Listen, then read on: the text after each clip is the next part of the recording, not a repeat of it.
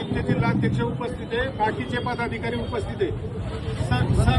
सर्वसाधारण सोसायटी मतदारसंघ प्रमोद पराड, संतोष फक्कडराव शिंदे, शशिकांत दसगुडे, स्वप्नील गायकवाड, विजय डमडरे, राहुल गवारे आणि बापूसाहेब शिंदे अशी 7 लोक.